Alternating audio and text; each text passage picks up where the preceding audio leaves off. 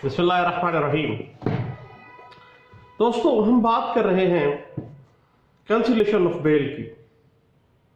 Cancellation of bell उस वक्त एक अहम रेमेडी है इस्तगासा के पास जब मुल्ज़िम जमानत की रायत को नाजायज इस्तेमाल करता है। और section 497 sub section 5 cancellation of bell को वाज़ेह कर रहा है और एक अदालत को कैंसिलेशन ऑफ बेल के लिए जिन चीजों को मद्देनजर रखना चाहिए वो ये है कि क्या जमानत की जो कंसेशन है वो कोई इलीगल पॉइंट के ऊपर तो नहीं दी गई, कोई चीज कोई फैक्ट ऐसा छुपाते हुए मुल्ज़िम ने अदालत को मिसलीड तो नहीं किया और उस कंफ्यूजन की वजह से गैर कानूनी बुनियादों पर जमानत मंजूर हो गई है तो कैंसिलेशन ऑफ बेल हो सकती है।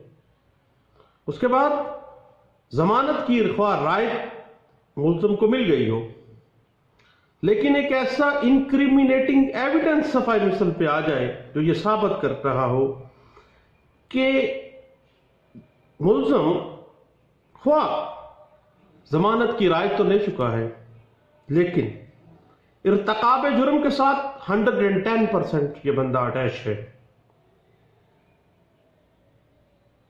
ऐसा मटेरियल कैंसिलेशन ऑफ बेल के लिए एक फिट ग्राउंड है।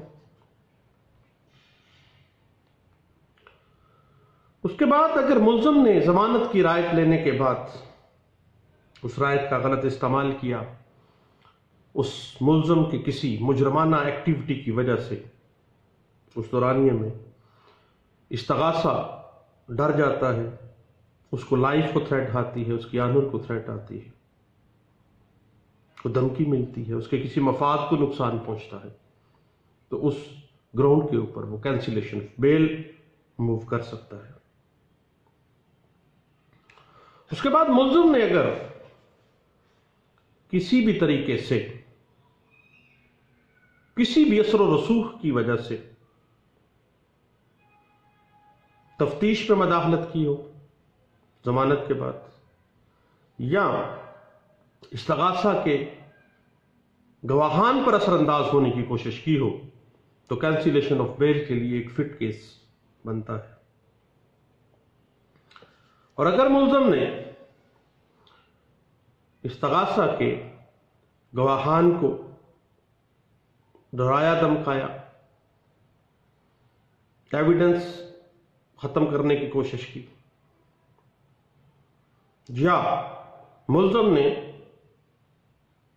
किसी तफ्तीश में जो अभी अंडर प्रोसेस है या किसी जगह पे उसकी जरूरत पड़ गई है तो शरीक होने से ग्रेज कर रहा है, ख्वा मुल्ज़िम अदम रिकॉर्ड याफ्ता है, उसका कोई साबिका रिकॉर्ड नहीं है लेकिन पहला जुर्म था, जमानत करवा ली, उसके बाद ये सारे मामलात कर रहा है तो उसकी जमानत cancel under section 497 sub section 5 CRPC fit ground बनती है। ये तमाम ग्राउंड्स क्रिमिनल लॉ में एक सेटल्ड प्रिंसिपल का दर्जा इख्तियार कर गई जब एक केस लॉ रिपोर्ट किया गया 2013 MLD पेज 1493B में।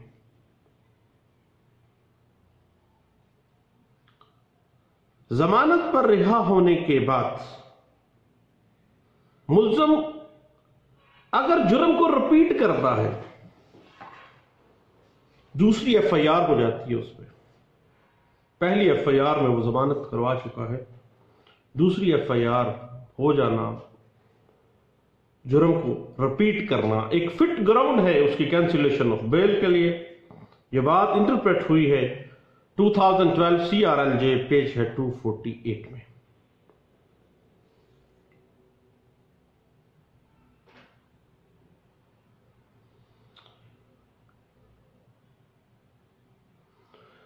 अगर ट्रायल शुरू हो जाए और अदालत में पेश होने से मुल्ज़म एहतराज कर रहा हो, हत्ता कि वो रूपोश हो जाए या रहाइश तब्दील कर ले, तो ये ग्राउंड भी एक फिट केस है उसकी कैंसिलेशन ऑफ बेल तो मूव करे कि उसने अपनी रहाइश तब्दील कर ली है और वो कानून की गिरफ्त से बचना चाह रहा है।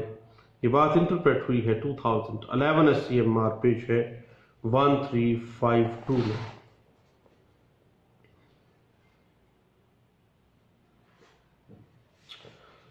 अगर मुल्ज़म जमानत पर रिहा होने के बाद जमानत की रायत को मिसयूज कर रहा है और गवाहान इस्तगासा को हरासा करता है, उनको धमकाता है कि अगर तुम लोगों ने मेरे खिलाफ गवाही दी तो मैं तुम्हारी ऐसी की तैसी, देन कैंसिलेशन ऑफ बेल के लिए एक फिट केस बनता है, एक फिट ग्राउंड बनती है। ये बात इंटरप्रेट हुई है PLJ 2011 CRC पेज है 496 में। बाकी मामला है लिमिटेशन का। जब एक मुल्ज़म को किसी ग्राउंड पे बेल मिल गई है और उसकी कैंसिलेशन के लिए एक फिट ग्राउंड सामने आ गई है, तो जब मनसूखी जमानत की आपने पटिशन फाइल करनी है under section 497 sub section 5 CRPC, तो उसके लिए कोई लिमिटेशन मुकर्रर नहीं है। जब ग्राउंड सामने आ गई आप आ जाए अदालत में। ये बात इंटरप्रेट की गई है 1996 MLD पेज 37 में।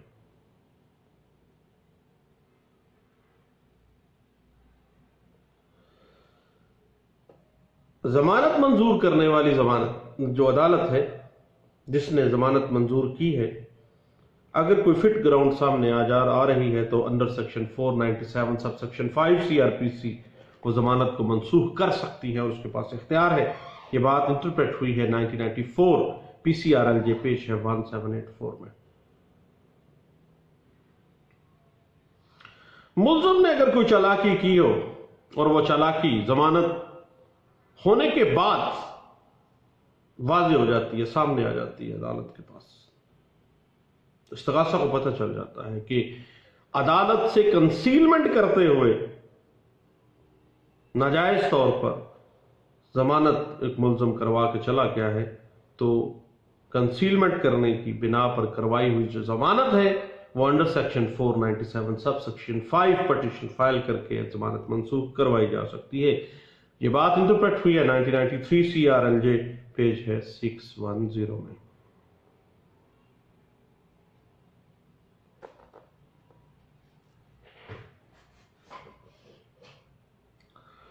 और एक बड़ी टेक्निकल सी बात है, अगर एक मुल्ज़िम आला अदालत हाई कोर्ट से जमानत करवा के आ जाता है तो उसकी cancellation of bail high court में मूव की जाएगी या सुप्रीम कोर्ट में की जाएगी, उससे मातहत अदालत में कैंसिलेशन मूव नहीं की जा सकती।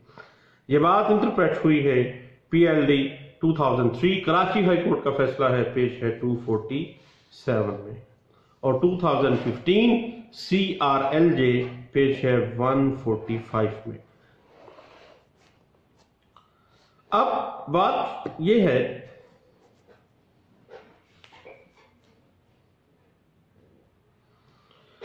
अगर सिर्फ रपट दर्ज करवा दी गई, लड़ाई झगड़ा हो गया है, कोई सीरियस ग्राउंड सामने नहीं आती, तो 497 सब सेक्शन 5 की रेमेडी अवेल नहीं की जा सकती। छोटी मोटी बात बनी, कुछ ना कुछ सीरियस होना साबित करना पड़ेगा। यह बात इंटरप्रेट हुई है 1995 की CRLJ पेज है 58 में।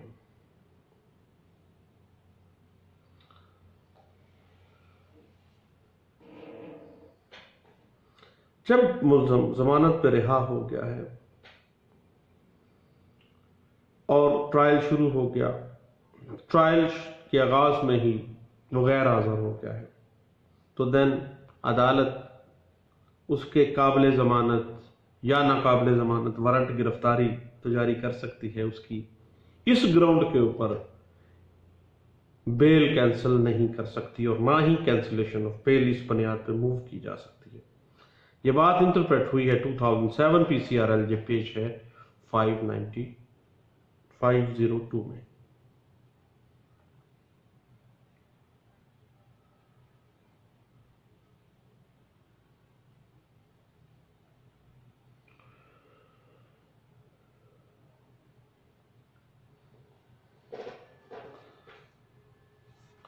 उसमें 497 सब सेक्शन 5 जो है एक एक्सेप्शनल रेमेडी है और आम हालात में इससे अवेल नहीं किया जा सकेगा।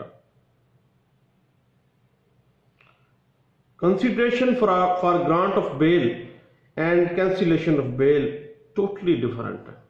कभी भी वो ग्राउंड जो मद्देनजर रखी गई हैं ग्रांट के लिए बेल की, कैंसिलेशन ऑफ बेल के लिए, वो कंसिडरेशंस को आप मद्देनजर नहीं रख सकते हैं। ये बात 2007 SCMR पेज है 1160 में कही गई है। कैंसिलेशन ऑफ बेल कती सूरत एक रेगुलर रेमेडी नहीं है इस्तगासे के पास, बल्कि एक एक्सेप्शनल रेमेडी है। और जब भी ग्राउंड इस्तगासा अदालत में लेके आ जा रहा है अपनी पिटीशन में अंडर सेक्शन 497 सब सेक्शन 5, उसको वो साबित करनी पड़ेगी वो ग्राउंड, देन अदालत कैंसिलेशन ऑफ बेल जो है वो एक्सेप्ट करेगी, अदरवाइज नहीं करेगी। और अदालतें जमानत देना चाहती हैं क्योंकि मुल्ज़म जो है वो बिलू आई चाइल्ड ऑफ लॉ है और अदालत हमेशा अक्यूज को बेनिफिट देती है। और बेनिफिट ऑफ डाउट जो है वो एक मुल्ज़म रायत के तौर पे नहीं बल्कि हक के तौर पे ले सकता है कोर्ट से। इस बना पर जब भी petition under section 497 sub section 5 आप कैंसिलेशन ऑफ बेल के लिए मूव करें तो ये बातों को मद्देनजर रखना चाहिए। मैंने सोचा अपने दोस्तों से भी शेयर करनी चाहिए ये बात। आपका शुक्रिया, थैंक यू, अल्लाह हाफिज।